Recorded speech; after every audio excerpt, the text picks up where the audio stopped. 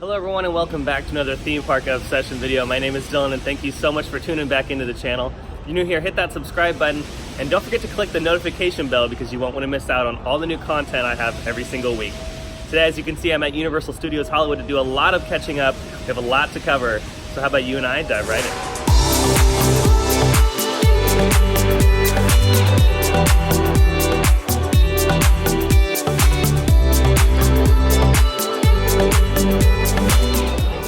Starting off here at CityWalk, Havaianas, I think I'm pronouncing that correctly, is about to open. I don't know if it's open right now or actually it does look like it's open. It's just closed right now because they're not ready.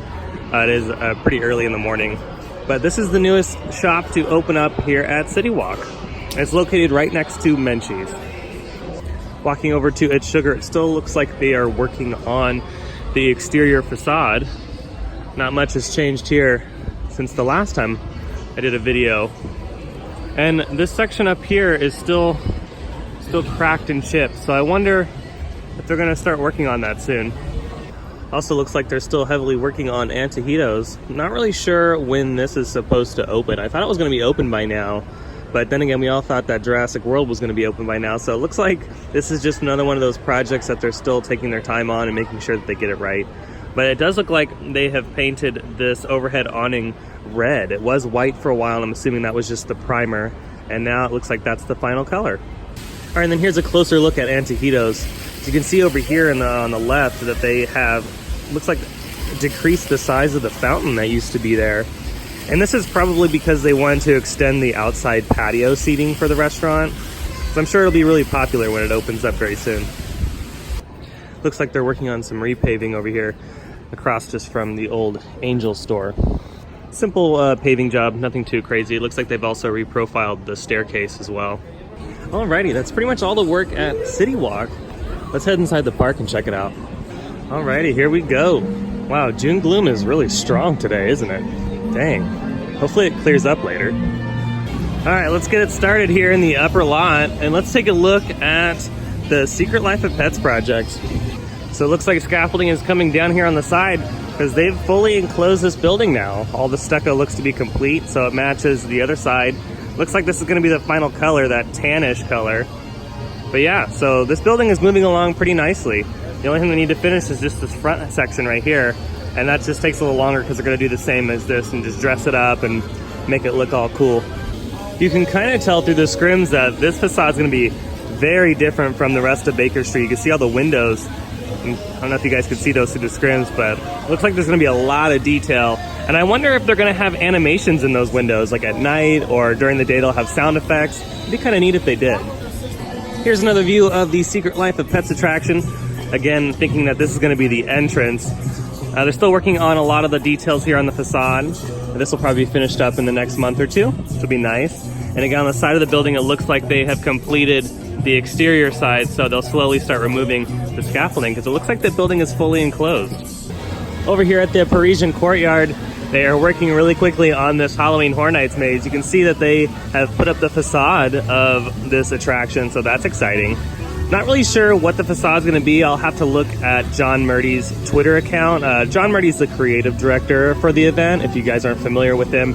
And he does tweet kind of things here and there detailing on what some of the things are in the mazes. And I don't know if he's specifically talked about this facade or not.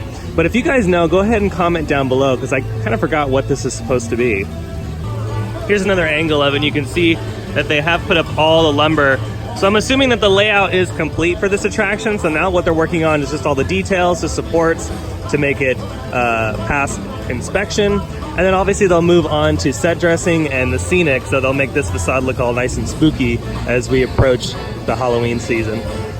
So we still can't see anything on this side, so I don't know either if this section will have a scene that's really tall or if this is just all kind of 8 feet, because this is like roughly how big this wall is right here, is 8 feet.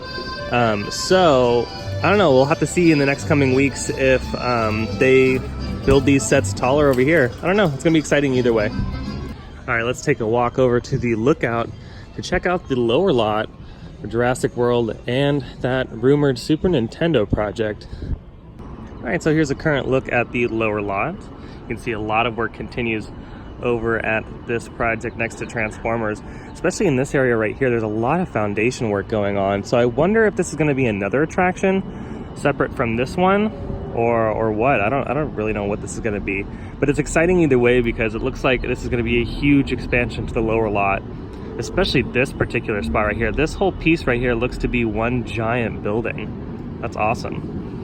And there's really not much going on at Jurassic World because the attraction is just a few short weeks away from opening. I would assume that this is going to be opening up by the end of the month or in the beginning weeks of July at the latest. There's really not much going on as far as the exterior. They might just be doing a lot of programming inside the show building, which is right here. All of the equipment that was used for the grad night and extra park events have been taken down. So this whole entire plaza is back open, and it'd be cool if they could do something here for summer. So we'll cross our fingers and hope that starting at the end of this month or into next month, they start doing some entertainment in here, because that's what they used to do. They used to do a bunch of character things in the plaza. So yeah, I'm gonna keep my fingers crossed for some entertainment. All right, that's pretty much all the work in the upper lot. So what we're gonna do now is head over to the studio tour and see if we can see some Halloween Horror Nights construction looking down from the entrance bridge. I don't know if I'm gonna go on the studio tour today, but let's see if we can just see anything. Still nothing yet in the lower lot. Usually they put a maze right down here, and then usually a maze goes over there too. So it looks like they haven't set up the tents just yet. Getting ready to walk down into the lower lot, I noticed that they've just put this hot dog stand here. So hot dogs and cold drinks right before you go to the lower lot. I mean, it is a pretty long escalator ride. You probably do get hungry. The Halloween Horror Nights maze that's going behind Revenge of the Mummy is moving pretty smoothly. You can see they've put up more support structure for the top of the attraction. Near the front of the attraction, everything looks the same. And that's pretty much all the vantage point we're gonna get on that. But yeah, everything's moving pretty smoothly.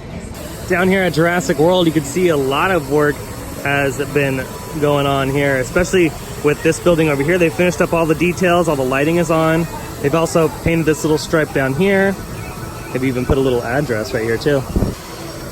Overall, the lower lot is looking great as far as this area is concerned. Look at how cool that looks, especially with all of the plants and rock work done, the waterfalls on.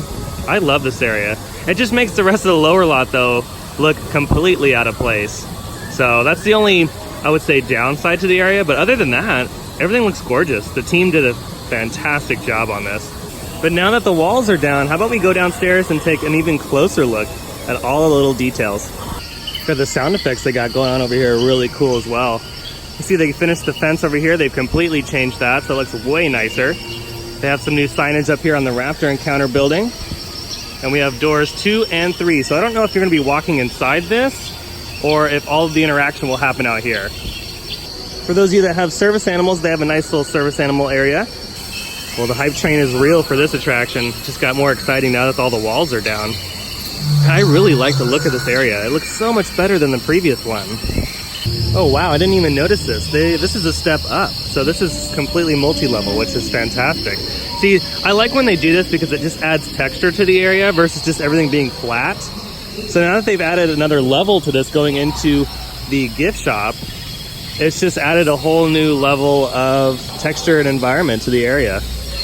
All right, and then here's the new entrance statement. So you can see this is way wider, and it actually, since they've built these planters on each of the sides of the archway here, the entrance statement is so much better. So everything is looking fantastic, and I'm sure pretty soon we'll start seeing fire on the sides of this archway.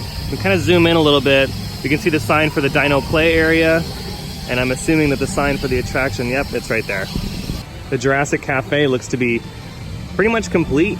So they are ready for guests. They have all the tables and chairs out here. I'm assuming this is gonna be the menu. I wonder if they've changed some of the food options here. I would think they would. After a long refurb like this, they would update all of the food options at this location. So I'm excited to check that out once it opens. Scaffolding is still up over by the restrooms, so I wonder when they're gonna take this down. On the right of the Jurassic World entrance, looks like they've finished up the bar.